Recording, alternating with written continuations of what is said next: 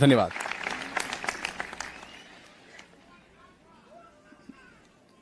मैं आज आपके साथ होने के लिए सम्मानित महसूस कर रहा हूं क्योंकि आप दुनिया के सबसे उत्कृष्ट विश्वविद्यालयों में से एक से स्नातक कर रहे हैं। सच कहूं तो मैं कभी कॉलेज से स्नातक नहीं हुआ और सोचिए ये कॉलेज स्नातक समारोह के सबसे करीब है जो मैं कभी पहुंचा हूं। आज मैं आपको अपने जीवन की 3 कहानियां सुनाना चाहता हूं, बस यही, कोई बड़ी बात नहीं, सिर्फ 3 कहानियां।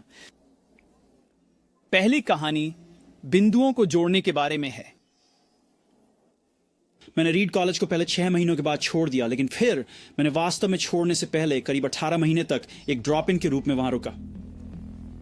तो मैंने कॉलेज क्यों छोड़ा? यह मेरे जन्म से पहले शुरू हुआ था। मेरी जैविक मां एक युवा अविवाहित स्नातक छात्रा थीं और उन्होंने मुझे गोद देने का निर्णय लिया। उसे बहुत दृढ़ता से महसूस हुआ कि मुझे कॉलेज स्नातकों द्वारा गोद लेना चाहिए, इसलिए सब कुछ तय था कि मुझे जन्म के तुरंत बाद एक वकील और उसकी पत्नी द्वारा गोद लिया जाएगा। सिवाय इसके कि जब मैं बाहर आया तो उन्होंने आखिरी मिनट में फैसला किया कि वे वास्तव में एक लड़की चाहते थे। तो मेरे माता पिता जो प्रतीक्षा सूची में थे को आधी रात में एक कॉल आया जिसमें पूछा गया, हमारे पास एक अप्रत्याशित लड़का बच्चा है, क्या आप उसे चाहते हैं? उन्होंने कहा, बिल्कुल। मेरी जैविक मां को बाद में पता चला कि मेरी मां ने कभी कॉलेज से स्नातक नहीं किया था और मेरे पिता ने कभी हाई स्कूल से स्नातक नहीं किया था। उसने अंतिम गोद लेने के कागजात पर हस्ताक्षर करने से इनकार कर दिया। कुछ महीने बाद जब मेरे माता पिता ने वादा किया कि मैं कॉलेज जाऊंगा, तब वह मानी। यह मेरे जीवन की शुरुआत थी। और 17 साल बाद मैंने कॉलेज में दाखिला लिया, लेकिन मैंने भोलेपन से एक ऐसा कॉलेज चुना जो स्टैनफोर्ड के लगभग उतना ही महंगा था और मेरे श्रमिक वर्ग के माता पिता की सारी बचत मेरी कॉलेज की ट्यूशन पर खर्च की जा रही थी। 6 महीने बाद मुझे इसमें कोई मूल्य नजर नहीं आया। मुझे नहीं पता था कि मैं अपने जीवन में क्या करना चाहता था और न ही यह कि कॉलेज इसमें मेरी कैसे मदद कर पाएगा। और यहां मैं अपने माता पिता की सारी जीवन भर की बचत खर्च कर रहा था। मुझे नहीं पता था कि मैं अपनी जिंदगी में क्या करना चाहती थी और यह नहीं पता था कि कॉलेज कैसे मेरी मदद करेगा। और यहां मैं थी अपने माता पिता द्वारा उनकी पूरी जिंदगी की बचाई हुई सारी राशि खर्च कर रही थी। इसलिए मैंने कॉलेज छोड़ने का फैसला किया और विश्वास किया कि सब कुछ ठीक हो जाएगा। उस समय ये काफी डरावना था, लेकिन पीछे मुड़कर देखने पर यह मेरे द्वारा किए गए सबसे अच्छे निर्णयों में से एक था। जैसे ही मैंने ड्रॉप आउट किया, मैं उन अनिवार्य कक्षाओं को छोड़ सकता था जो मुझे रुचिकर नहीं लगती थीं और उन कक्षाओं में शामिल हो सकता था जो मुझे कहीं अधिक दिलचस्प लगती थीं। ये सब रोमांटिक नहीं था। मेरे पास हॉस्टल का कमरा नहीं था, इसलिए मैं दोस्तों के कमरों के फर्श पर सोया करता था। मैंने खाने के लिए पैसे इकट्ठा करने के लिए कोक की बोतलें वापस की और मैं हर रविवार की रात 7 मील पैदल चलकर शहर के पार जाता था ताकि हरे कृष्ण मंदिर में हफ्ते में एक बार अच्छा भोजन मिल सके। मुझे ये बहुत पसंद आया और मेरी जिज्ञासा और अंतर्ज्ञान का अनुसरण करके जो कुछ मैंने अनजाने में पाया वह बाद में अमूल्य साबित हुआ। मुझे आपको एक उदाहरण देने दीजिए।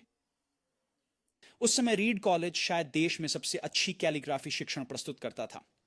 पूरे कैंपस में हर पोस्टर, हर ड्रॉअर पर लगे लेबल को खूबसूरत हाथ की लिखावट में लिखा गया था। क्योंकि मैं छोड़ चुका था और मुझे सामान्य कक्षाएं नहीं लेनी थीं, मैंने यह सीखने के लिए एक सुलेख कक्षा लेने का निर्णय लिया। मैंने सेरिफ और सैंस सेरिफ टाइपफेस, विभिन्न अक्षर संयोजनों के बीच के स्थान की मात्रा को बदलने के बारे में सीखा और यह कि महान टाइपोग्राफी को क्या महान बनाता है। यह खूबसूरत था, ऐतिहासिक था, कलात्मक रूप से सूक्ष्म था, जिस तरह से विज्ञान इसे पकड़ नहीं सकता, और मुझे यह आकर्षक लगा। मृग जीवन में इन इसका कोई व्यावहारिक उपयोग होने की कोई उम्मीद नहीं थी, लेकिन 10 साल बाद जब हम पहला मैकिंटोश कंप्यूटर डिजाइन कर रहे थे तो यह सब मुझे याद आ गया और हमने इसे मैक में शामिल किया। यह पहला कंप्यूटर था जिसमें सुंदर टाइपोग्राफी थी। यदि मैं कॉलेज में उस एकल पाठ्यक्रम में शामिल नहीं हुआ होता तो मैक में कभी भी कई प्रकार की टाइपफेस या अनुपातिक स्पेस वाले फ़ॉन्ट नहीं होते, और चूंकि विंडोज ने बस मैक की नकल की, यह संभव है कि किसी भी व्यक्तिगत कंप्यूटर में वे नहीं होते।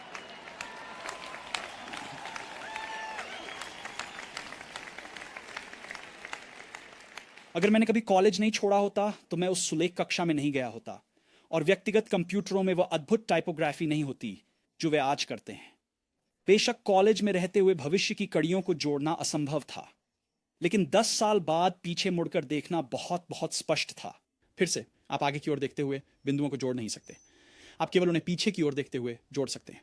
इसलिए आपको भरोसा करना होगा कि बिंदु किसी तरह से आपके भविष्य में जुड़ेंगे। आपको किसी चीज़ पर भरोसा करना होगा, आपके अंदर प्रेरणा, भाग्य, जीवन, कर्म जो भी हो, क्योंकि इस बात पर विश्वास कि इन बिंदुओं का आगे जाकर जुड़ाव होगा आपको अपने दिल की सुनने का आत्मविश्वास देगा, भले ही वह आपको परिचित मार्ग से बाहर ले जाए, और वही सारी फर्क पैदा करेगा।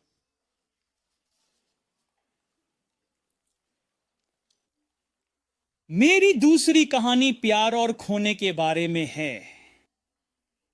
मैं भाग्यशाली था। मैंने अपने जीवन में जल्दी ही पाया कि मुझे क्या करना पसंद है। वो और मैंने 20 साल की उम्र में अपने माता पिता के गैराज में एप्पल शुरू किया। हमने कड़ी मेहनत की और 10 साल में एप्पल एक गैराज में हम 2 से बढ़कर 4,000 कर्मचारियों वाली $2 अरब की कंपनी बन गई थी। हमने अभी 1 साल पहले ही मैकिंटॉश, अपनी सबसे अच्छी कृति, लॉन्च की थी और मेरी उम्र 30 साल हो गई थी। और फिर मुझे निकाल दिया गया। आपको उस कंपनी से कैसे निकाला जा सकता है जिसे आपने शुरू किया था? खैर, जैसे जैसे एप्पल बढ़ी, हमने किसी को काम पर रखा जैसे मैंने बहुत प्रतिभाशाली माना कि वह मेरे साथ कंपनी चलाए, और पहले साल या ऐसा कुछ सब कुछ अच्छा चला। लेकिन फिर भविष्य के प्रति हमारे दृष्टिकोण अलग होने लगे और अंततः हमारा आपस में मतभेद हो गया। जब ऐसा हुआ तो हमारे निदेशक मंडल ने उनका साथ दिया, और इसलिए 30 साल की उम्र में मैं बाहर था, और वह भी बहुत सार्वजनिक रूप से बाहर। जो मेरी पूरी वयस्क जिंदगी का केंद्र बिंदु था वह चला गया था, और यह बहुत विनाशकारी था। कुछ महीनों तक मुझे वास्तव में नहीं पता था कि क्या करना है। मुझे ऐसा लगा कि मैंने पिछली पीढ़ी के उद्यमियों को निराश किया है, कि मैंने उस समय को छोड़ दिया जब मुझे कुछ खास करना चाहिए था। मैंने डेविड पैकर्ड और बॉब नॉयस से मुलाकात की और इतनी बड़ी गलती के लिए माफ़ी मांगने की कोशिश की। मैं बहुत सार्वजनिक रूप से असफल हुआ था और मैंने घाटी से भागने के बारे में भी सोचा। लेकिन धीरे धीरे मुझ पर एक बात स्पष्ट होने लगी। मुझे अब भी वह काम पसंद था जो मैं करता था। एप्पल में घटनाओं के मोड़ ने उस बात को ज़रा भी नहीं बदला था। मुझे ठुकरा दिया गया था, लेकिन मैं अब भी प्यार में था, और इसलिए मैंने फिर से शुरू करने का फैसला किया। मैंने तब इसे नहीं देखा था, लेकिन एप्पल से निकाले जाने ने मेरे लिए सबसे अच्छी बात साबित की। सफल होने के भारीपन की जगह फिर से एक शुरुआत करने की हल्कापन ने ली, जिससे मैं सब कुछ लेकर कम निश्चित था। इसने मुझे जीवन के सबसे रचनात्मक समय में प्रवेश करने की स्वतंत्रता दी। जीवन। अगले 5 वर्षों के दौरान मैंने नेक्स्ट नामक एक कंपनी शुरू की, पिक्सार नामक दूसरी कंपनी, और एक अद्भुत महिला से प्रेम किया जो मेरी पत्नी बनी। पिक्सार ने दुनिया की पहली computer animated feature film toy story का निर्माण किया, और अब यह दुनिया का सबसे सफल एनिमेशन स्टूडियो बन गया है। एक उल्लेखनीय घटना में एप्पल ने नेक्स्ट को खरीद लिया और मैं एप्पल वापस आ गया, और नेक्स्ट में हमने जो तकनीक विकसित की वह एप्पल के वर्तमान पुनरुत्थान के केंद्र में है, और लॉरेन और मेरे पास एक अद्भुत परिवार है। मुझे पूरा यकीन है कि अगर मुझे एप्पल से नहीं निकाला गया होता तो यह सब नहीं होता। यह एक कड़वी दवा थी, लेकिन मुझे लगता है कि मरीज को इसकी ज़रूरत थी। कभी कभी जीवन आपको सिर पर ईंट से मार सकता है। विश्वास मत खोइए। मुझे पूरा विश्वास है कि मुझे जो करता था उससे प्रेम था, वही मुझे आगे बढ़ाता रहा। आपको वो चीज़ ढूंढनी होगी जिससे आप प्रेम करते हैं, और यह काम के लिए उतना ही सत्य है जितना आपके प्रेमी के लिए।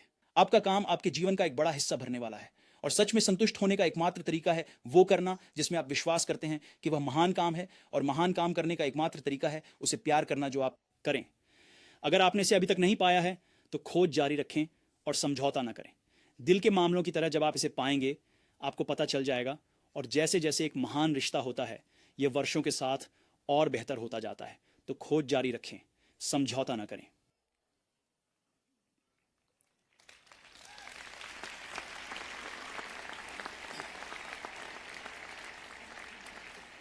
मेरा तीसरा कहानी मृत्यु के बारे में है। Thomas Trotzig sa amin एक उद्धरण पढ़ा, इस तरह था, that yes, वो दिन से वो दिन आशिकी मागे आखिरी दिन हो तो किसी दिन आप निश्चित रूप से सही होंगे।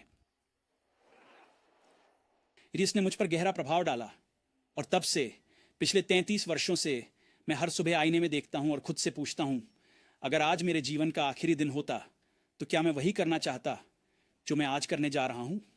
और जब भी बहुत सारे दिनों तक जवाब ना रहा है तो मुझे पता होता है कि मुझे कुछ बदलने की ज़रूरत है। याद रखना कि मैं जल्द मर जाऊंगा।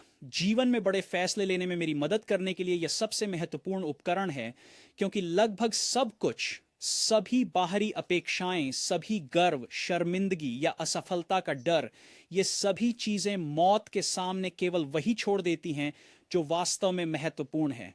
याद रखना कि आप मरने वाले हैं। यह सबसे अच्छा तरीका है जिसे मैं जानता हूं, यह जाल से बचने का, कि आपके पास कुछ खोने के लिए है। आप पहले से ही नग्न हैं। आपके दिल की सुनने का कोई कारण नहीं होना चाहिए। लगभग 1 साल पहले मुझे कैंसर होने का पता चला। मेरी सुबह 7:30 बजे स्कैन हुआ और इसमें साफ तौर पर मेरे अग्न्याशय पर एक ट्यूमर दिखा। मुझे यह भी नहीं पता था कि अग्न्याशय क्या होता है। डॉक्टरों ने मुझे बताया कि यह लगभग निश्चित रूप से एक प्रकार का असाध्य कैंसर है और मुझे 3 से 6 महीने से अधिक जीवित रहने की उम्मीद नहीं करनी चाहिए। मेरे डॉक्टर ने मुझे घर जाने और अपनी चीज़ें व्यवस्थित करने की सलाह दी, जो डॉक्टर का कोट है मरने की तैयारी करने के लिए। इसका अर्थ है कि अपने बच्चों को सब कुछ बताने की कोशिश करें। या आपको यह सोचना था कि आपके पास उन्हें बताने के लिए अगले 10 साल हैं, लेकिन अब सिर्फ कुछ महीनों में। इसका मतलब है कि यह सुनिश्चित करना कि सब कुछ ठीक से व्यवस्थित हो, ताकि आपके परिवार के लिए इसे संभालना जितना संभव हो उतना आसान हो। इसका मतलब है कि अलविदा कहना ही में मैं पूरे दिन उस निदान के साथ जीता रहा। उसी शाम मेरी बायोप्सी की गई, जहां उन्होंने एक एंडोस्कोप मेरे गले से मेरे पेट के माध्यम से मेरी आंतों में डाला, एक सुई मेरे अग्न्याशय में डाली और ट्यूमर से कुछ कोशिकाएं निकाली। मैं बेहोश था, लेकिन मेरी पत्नी जो वहां थी ने मुझे बताया कि जब उन्होंने सूक्ष्मदर्शी में कोशिकाओं को देखा तो डॉक्टर रोने लगे, क्योंकि यह पता चला कि यह अग्न्याशय के कैंसर का एक बहुत दुर्लभ प्रकार था जिसे सर्जरी से ठीक किया जा सकता है। मैंने सर्जरी करवाई और शुक्र है अब मैं ठीक हूं।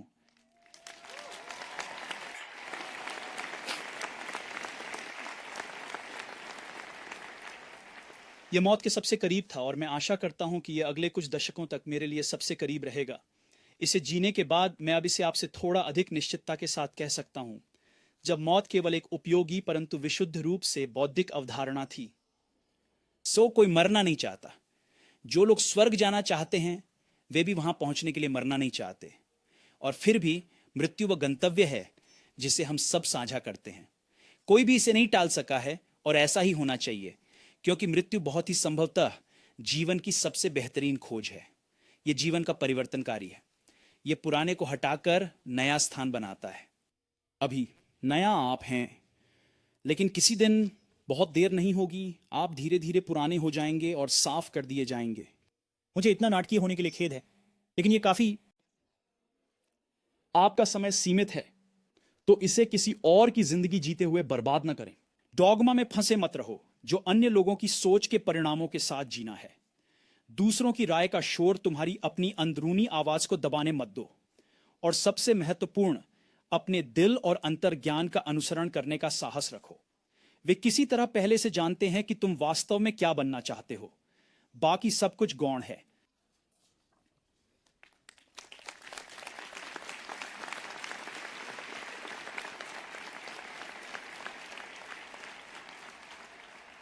जब मैं युवा था तो एक अद्भुत प्रकाशन था जिसका नाम द होल अर्थ कैटलॉग था, जो मेरी पीढ़ी की बाइबल्स में से एक था।